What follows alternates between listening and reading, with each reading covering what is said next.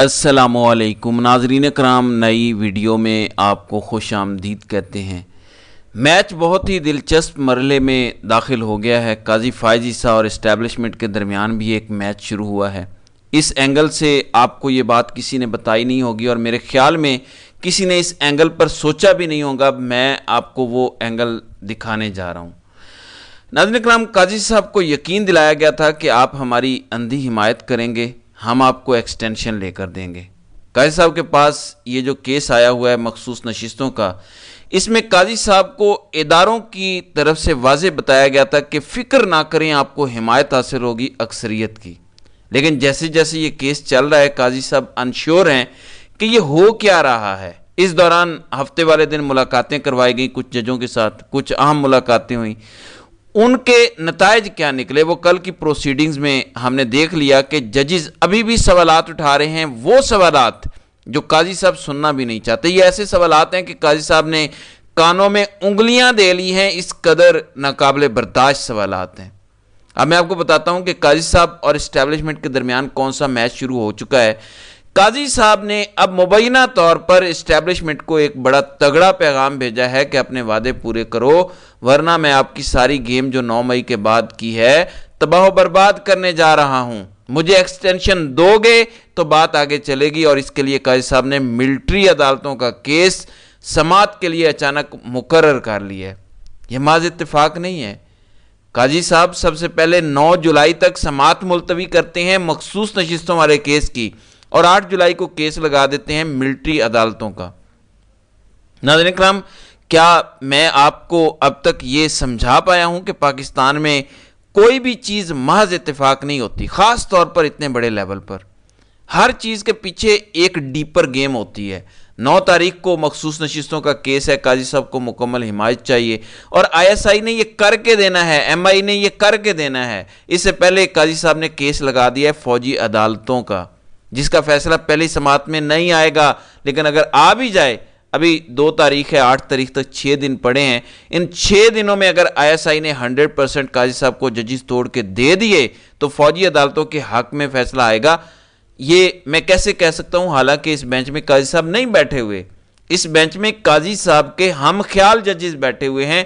इन जजेस के जब आप नाम देखेंगे, अमीनुद्दीन खान, मोहम्मद अली मज़हर, इरफान सादात खान, शाहिद बिलाल हसन, ये अभी नए आए हैं, हसन अजहर रिजवी, जमाल खान मंदोखेल, इन सब को सिवाय शाहिद वहीद के, ये 7 रुकनी जो बेंच है, सिवाय एक जज के जिनके बारे में कह सकता हूं कि वो काजी ग्रुप के नहीं हैं, 6 के 6 जज काजी ग्रुप के हैं। यानी इस बेंच को काजी साहब पूरी तरह से कंट्रोल कर सकते हैं। ये काजी साहब के कहे सुने में बेंच है। तो काजी साहब ने ये कार्ड बड़े इंपॉर्टेंट वक्त पे खेला है। तारीख भी बड़ी मैटर करती है जो काजी साहब ने दी है। 8 तारीख को ये बेंच केस सुनेगा, इसकी कार्रवाई तगड़ी की जाएगी फौजी अदालतों में जो सिविलियन का ट्रायल हो रहा है। और फौज ने एक अना का मसला बना लिया है कि हमने इन लोगों का ट्रायल करना ही करना है फौजी अदालतों में। उनको थोड़ी सी ठेस पहुंचाई जाएगी और उसके बाद फैसला अगर काजी के हक में आता है 9 तारीख को, क्योंकि 9 जुलाई को फैसला आना है मखसूस नशिस्तों का, समाअत मुकम्मल होगी, फैसला सुनाया जाएगा, शॉर्ट ऑर्डर डेफिनेटली 9 तारीख को आ जाएगा। मुझे नहीं लगता बहुत लंबे टाइम तक ये केस महफूज रहे।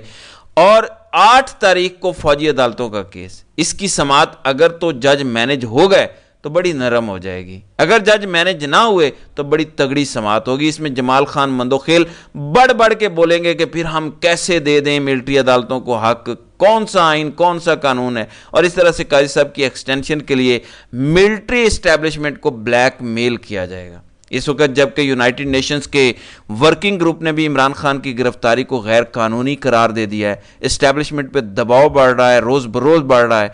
ऐसे में काजी साहब की ज़रूरत है इस्टेब्लिशमेंट को, और काजी साहब को अपनी अहमियत का एहसास है। इस्टेब्लिशमेंट को जितनी काजी साहब की ज़रूरत है, काजी साहब को इस्टेब्लिशमेंट की उतनी ज़रूरत नहीं है। लेकिन एक्सटेंशन के मामले में अगर ISI फेल हो जाती है, MI फेल हो जाती है लोगों को कायल करने में, जजेस को कायल करने में, तो काजी साहब की छुट्टी हो जाएगी। काजी साहब का 4 महीने से कम वक्त रह गया है। इस्टेब्लिशमेंट को भी नुकसान होगा और काजी साहब का अपना भी नुकसान होगा। تو یہ دو کیسز جوڑ کے دیکھیں تو آپ کو کہانی سمجھ آ جائے گی، اور اس کے ساتھ ساتھ قاضی صاحب نے اپنی اہمیت کا احساس بھی دلایا ہے کہ دیکھو میں نے اپنی ہی سینیورٹی پرنسپل جو میں سمجھتا تھا کہ میں اس کو اپ ہولڈ کروں گا، میں بندیال صاحب کو روز خط لکھا کرتا تھا، میں نے اس کو ردی کی ٹوکری میں پھینک دیا ہے، اور میں نے تیسرے نمبر کی جج کو چیف جسٹس لگا دیا ہے تمہارے کہنے پر۔ دیکھو میری کیا اہمیت ہے، ایک طرف اپنی اہمیت بھی بتا دی قاضی صاحب نے کل جسٹس عالیہ نیلم کو chief justice Lahore high court بنا کے، اور دوسری طرف قاضی صاحب نے ملٹری عدالتوں کا کیس لگا کے پیغام دیا ہے اسٹیبلشمنٹ کو کہ میرا کام پکا کرو، نہیں تو تمہارا کام کچا کرنے جا رہا ہوں میں۔ ہمیشہ یاد رکھیں کہ مجرم ذہنیت لوگ کبھی آپس میں اعتبار نہیں کرتے، ان کا ٹرانزیکشنل قسم کا ریلیشن شپ ہوتا ہے، you scratch my back I scratch your back, اور اب قاضی صاحب کہہ رہے ہیں you scratch my back in return I will scratch your back. اور یہ دیکھو میں آپ کو ایک اور دے رہا ہوں ایڈوانس میں، تو یہ جو تحفہ دیا ہے قاضی صاحب نے اور تلوار بھی لٹکا دیا ملٹری اسٹیبلشمنٹ پر ملٹری عدالتوں کے کیس کی، اب دیکھتے ہیں کہ قاضی صاحب اس سے کیا نتیجہ حاصل کر پاتے ہیں، کیا وہ بلیک میل کر پاتے ہیں یا نہیں، کیونکہ میں آپ کو جس دباؤ کا بتا رہا ہوں ذرا ملاحظہ تو کریں، کون سا ایسا اخبار رہ گیا دنیا کا جس نے یہ خبر نہیں لگائی کہ عمران خان کی قید کو یونائٹڈ نیشن کے ورکنگ گروپ نے غلط قرار دیا ہے، ان کے خلاف کیسز کو سیاسی قرار دیا ہے۔ سینکڑوں جریدوں نے یہ خبر لگائی ہے، the Independent, Al Jazeera, Middle East, U S News, ہر طرف اس ٹائم اسی خبر کا چرچا ہے۔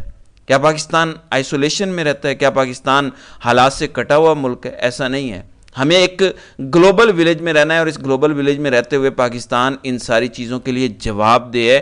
ہم نے یونائٹڈ نیشن کے مختلف چارٹر سائن کیے ہوئے ہیں جس کے لیے ہم پابند ہیں۔ تو ایک طرف دباؤ بڑھ رہا ہے، حقائق یہ ہیں کہ اس نظام پر دباؤ بڑھ رہا ہے، عمران خان نے صرف اپنی جگہ پر کھڑا رہنا ہے۔ اس نظام کی ضرورت یہ ہے کہ عمران خان شکست کھا کے گھر بیٹھ جائے تو پھر یہ نظام چل سکتا ہے، کوئی جلسہ جلوس بھی نہ ہو، عمران خان صرف اپنے موقف پر ڈٹا رہے کہ میں تمہارے ساتھ ڈیل نہیں کروں گا، یہ نظام نہیں چل سکتا۔ اس لیے پھر عدالتیں مینج ہو رہی ہیں، اس لیے 2/3 اکثریت لینے کی کوشش کی جا رہی ہے کہ زبردستی اس نظام کو چلایا جائے۔ کیا کبھی کسی حکومت کو چلانے کے لیے 2/3 اکثریت کی ضرورت پڑی ہے؟ لیکن اس حکومت کی بقا کے لیے ضروری ہے کہ اس کے پاس 2/3 اکثریت ہو۔ یہ ناقابل یقین صورتحال ہے، اس میں اتنا کچھ تبدیل کیا جا سکتا ہے کہ ہم تصور نہیں کر سکتے۔ پورے ملک کے نظام کی ہیئت بدلی جا سکتی ہے اگر ان کو 2/3 اکثریت مل جائے۔ یہ کیا کیا کریں گے میں تو ابھی سوچنا بھی نہیں چاہتا، لیکن میں آپ کو اتنی بات ضرور بتا سکتا ہوں کہ عمران خان از اسمیلنگ وکٹری۔ کل جب عمران خان کی 190 ملین پاؤنڈ کیس میں عدالت لگی ہوئی تھی، میڈیا کو عمران خان سے بات نہیں کرنے دی جا رہی تھی، بلکہ پولیس والوں نے اندر آ کر میڈیا کو بولنے سے روکا، وہاں پہ شور ڈالا تاکہ عمران خان سے ان کی بات چیت نہ ہو سکے۔ جب عمران خان کو بہت زیادہ زچ کیا گیا تو عمران خان نے CCTV کیمرے کی طرف دیکھ کر کچھ بولا، اس کیمرے کا مانیٹر کرنل صاحب کے سامنے پڑا ہے۔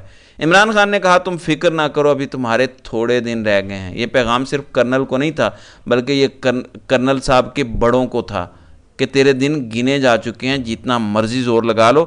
میں آپ کو بتاتا ہوں کہ عمران خان ایک ایسا کیپٹن تھا جس کو پتہ چل جاتا تھا آدھے میچ کے وقت کہ اب ہماری وکٹری کا معاملہ آ گیا، اب ہم نے چھوڑنا نہیں ہے بلکہ پنجے گاڑنے ہیں۔ عمران خان کو اس وقت اندازہ ہو گیا کہ یہ نظام نہیں چل پا رہا، یہاں تک کہ اون چودھری کو لانچ کرنا پڑا ہے ملٹری اسٹیبلشمنٹ کو، جو اتنی تکلیف پہنچی ہے، یہ جو خبریں دنیا میں لگ رہی ہیں اس کی اتنی انہیں تکلیف پہنچی ہے کہ اون چودھری جیسے ٹاؤٹ کو لانچ کیا گیا۔ اس کا مطلب ہے کہ ان کے پاس اسلحہ ختم ہو چکا ہے عمران خان کے خلاف استعمال کرنے کے لیے، جبکہ Imran Khan is still standing ٹال۔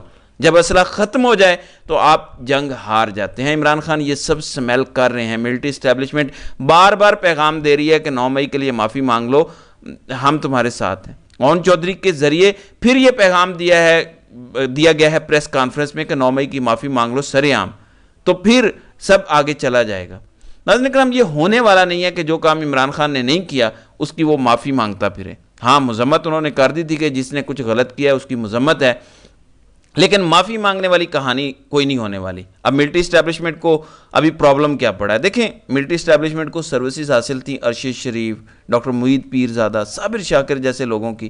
یہ وہ لوگ نہیں تھے جو ملٹری اسٹیبلشمنٹ سے پلاٹ لیتے تھے، یہ لوگ انڈیپینڈنٹلی پرو پاکستانی تھی، الٹرا نیشنلسٹ تھے۔ یہ پاکستان کی محبت میں پاگل لوگ ہیں۔ ان کی ایک کریڈیبلٹی عوام میں بنی تو ملٹری اسٹیبلشمنٹ ان کے ساتھ جڑ گئی کہ عوام ان کی بات سنتی ہے، ہم ان سے فائدہ اٹھاتے ہیں۔ ان لوگوں کو یہ لگا کہ یہ ہمارے اپنے لوگ ہیں، ملکی مفاد میں کام کر رہے ہیں، آپس میں مل کے کام شروع کر دیا۔ ارشد شریف فوجی مارکوں کو کور کرتے رہے ہیں، تو یہ ارشد شریف کی حب الوطنی تھی جس کا ملٹری اسٹیبلشمنٹ نے استعمال کیا، ان کی کریڈیبلٹی تھی جس وجہ سے ان کا ایک بیانیہ بنتا تھا۔ یہی آپ عمران ریاض کے لیے کہہ سکتے ہیں۔ لیکن جب ملٹری اسٹیبلشمنٹ نے رجیم چینج کیا تو یہ سارے لوگ اس حق میں نہیں تھے، کیونکہ ان سب لوگوں کی تمام صحافت کرپشن کے خلاف تھی، اس نظام کے خلاف تھی۔ جب سسٹم نے پلٹا مارا اور کہا کہ اب کرپشن جائز ہے، یہ چور ڈاکو ہمیں قبول ہیں، تو یہ لوگ دوسری طرف چلے گئے۔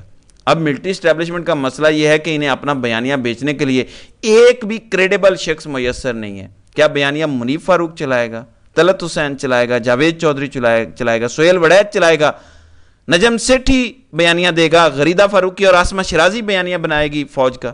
ان میں سے کوئی ایک کریڈیبل شخص مجھے بتا دیں۔ یہی وجہ ہے کہ اون چودھری کی ضرورت پڑ گئی ہے، عمران خان کا ٹوتھ برش پکڑنے والا شخص، لوٹا ہاتھ میں پکڑ کر عمران خان کا منہ دھلوانے والا شخص اب عمران خان کے خلاف لانچ کرنا پڑا ہے اسٹیبلشمنٹ کو۔ یہ انہوں نے اپنے ساتھ خود ظلم کیا ہے جب انہوں نے رجیم چینج آپریشن کیا، جس کا نتیجہ آج اسٹیبلشمنٹ اس شکل میں بھگت رہی ہے کہ عوام میں ان کی ایک کوڑی کی عزت نہیں رہی۔ عوام انہیں نفرت کی نگاہ سے دیکھتی ہے۔ بہرحال دیکھتے ہیں کہ آئندہ آنے والے دنوں میں کیا ہوتا ہے۔ تو ناظرین کرام، آپ کی اس ویڈیو کے حوالے سے کیا رائے ہے؟ آپ اپنی رائے کا اظہار کمنٹ سیکشن میں ضرور کیجیے گا۔